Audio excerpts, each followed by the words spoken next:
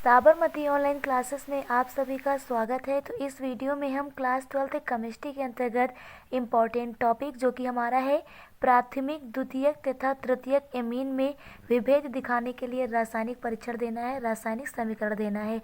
तो आपको यहाँ पर ध्यान रखना है, एमीन चैप्टर से हमारा टॉपिक है ये प्राथमिक, द्वितीयक, तृतीयक एमीन में अंतर स्पष्ट करना। तो भाई जो प्राथमिक, द्वितीयक, तृतीयक एमीन है ना, इसमें अंतर दिखाने के लिए हम लोग यूज करते हैं हिंसबर्ग अभिकर्मक। किसको यूज करते हैं? हिंसबर्ग अभिकर्मक जो है ना, इसका प्रयोग करते हैं प्राथमिक, द्वितीयक, तृतीयक एमीन में अंतर दिखाने के लिए। और जो हमारा हिंसबर्ग अभिकर्मक होता है, इसका फार्मूला होता है C6H5SO2Cl। क्या होता है? C6H5SO2Cl, या इसी को हम कह सकते हैं कि हमारा बेंजीन होता है। बेंजीन रिंग के ऊपर हमारा SO2Cl होता है। तो ये फार्मूला होता है हिंसबर्ग अभिकर्मक का। हिंसबर्ग अभिकर्मक के माध्यम से हम प्राथमिक, द्वितीयक, तृतीयक एमीन में अंतर स्पष्ट कर सकते हैं। प्राथमिक एमीन और द्वितीयक एमीन हिंसबर्ग अभिकर्मक से अभिक्रिया करता है, जबकि जो हमारा तृतीयक एमीन होता है, यानी कि जो 3 डिग्री एमीन होता है, वो हमारा हिंसबर्ग अभिकर्मक से अभिक्रिया नहीं करता है। तो सबसे पहले यहाँ पर हम डाल लेते हैं प्राथमिक एमीन। अब यहाँ पर हम करेंगे क्या? सबसे पहले लिखते हैं हिंसबर्ग अभिकर्मक, और हिंसबर्ग अभिकर्मक हमारा क्या होता है? बेंजीन रिंग, और इसके ऊपर क्या आएगा? SO2 आएगा और Cl आएगा। तो ये हमारा हिंसबर्ग अभिकर्मक हो गया। अब यहाँ पर इसकी अभिक्रिया प्राथमिक एमीन से कराते हैं।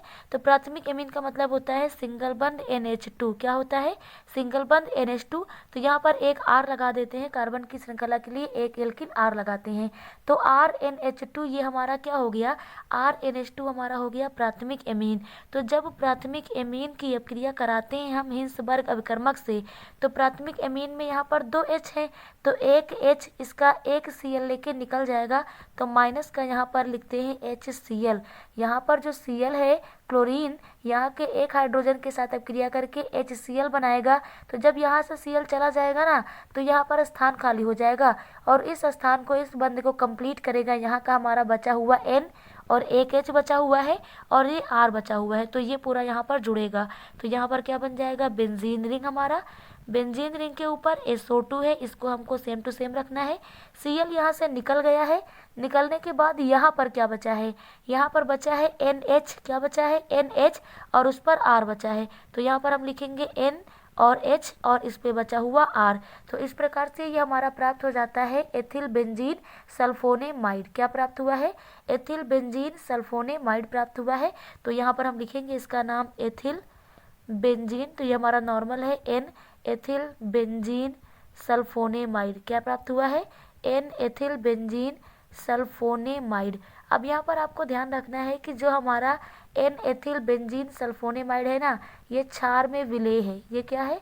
क्षार में ये विलेय है। ये बात आपको ध्यान रखना है। तो ये हमारा प्राथमिक एमीन के लिए अभिक्रिया हो जाती है। इसी प्रकार से अब हम द्वितीयक एमीन के लिए करते हैं। तो अगेन वही तरह रिएक्शन होगा, बस यहाँ पर हमें द्वितीयक एमीन ले लेना है। अगेन HCl ही निकलेगा। तो सबसे पहले हम लोग करते क्या है, यहाँ पर हम अभिकर्मक ले लेते हैं हिंसबर्ग अभिकर्मक। बेंजीन, यहाँ पर क्या चीज? बेंजीन सल्फोनिल क्लोराइड यहाँ पर ले लेते हैं। क्या लेते हैं? Benzene sulphonyl chloride. इसकी अभिक्रिया अब द्वितीयक एमीन से करानी है। तो द्वितीयक एमीन क्या होता है हमारा? द्वितीयक एमीन हमारा होता है NH। क्या होता है? NH। तो इसकी संयोजकता को पूरा करने के लिए यहाँ पर 2 R लगेंगे। कितने? 2 R एल्किल समूह लगेंगे। तो ये हमारा हो जाता है भाई द्वितीयक एमीन।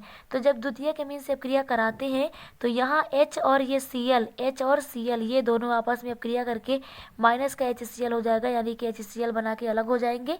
अब यहाँ पर होगा क्या कि हमारा जो बेंजीन रिंग है ये रहेगा, इसके ऊपर यहाँ पर SO2 है, और SO2 के बाद यहाँ से Cl तो चला गया, यहाँ पर बचा क्या है? N। क्या बचा है? N, और इस N पे लगे हुए हमारे हैं 2 R।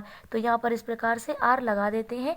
तो ये हमें प्राप्त हो जाता है N, N, और यहाँ पर डाई एल्किल आया है, तो डाई हम लिखेंगे, 2 बार आया है, तो डाई एल्किल हो जाएगा हमारा, डाई एल्किल। और उसके बाद क्या लिखेंगे? बेंजीन, डाई एल्किल बेंजीन, और ये हमारा हो जाएगा सल्फोनेमाइड। क्या प्राप्त होगा? सल्फोनेमाइड। तो इस प्रकार से हमारा कंप्लीट यौगिक प्राप्त होता है N, N di alkyl benzene sulphonamide. ध्यान देना है, ये हमारा जो होता है क्षार में अविलेय होता है। क्षार में क्या होता है? अविलेय होता है। जबकि जो हमारा प्राथमिक एमीन उत्पाद बनाता है वो क्षार में विलेय होता है। लेकिन जब हमारा हिंसबर्ग अभिकर्मक के साथ द्वितीयक एमीन अपक्रिया करता है तो प्राप्त होता है N, di alkyl benzene sulphonamide. ये हमारा क्षार में विलेय नहीं होता है। इसके बाद तृतीयक एमीन की बात करें तो यहाँ पर हम तृतीयक एमीन भी लिखते हैं। तो सबसे पहले हिंसबर्ग अभिकर्मक लिखते हैं बेंजीन सल्फोनिल क्लोराइड के यहाँ पर, तो इसके ऊपर आएगा SO2Cl, बेंजीन के ऊपर SO2Cl, तो ये हमारा हिंसबर्ग अभिकर्मक हो गया। इसके बाद तृतीयक एमीन का मतलब N, इस पे हमारे 3 R लग जाएंगे एल्किल, तो इस प्रकार से लगा देते हैं। और तीर के बाद हम लोग लिखेंगे नो रिएक्शन, कोई अभिक्रिया नहीं होगी। क्या लिखेंगे?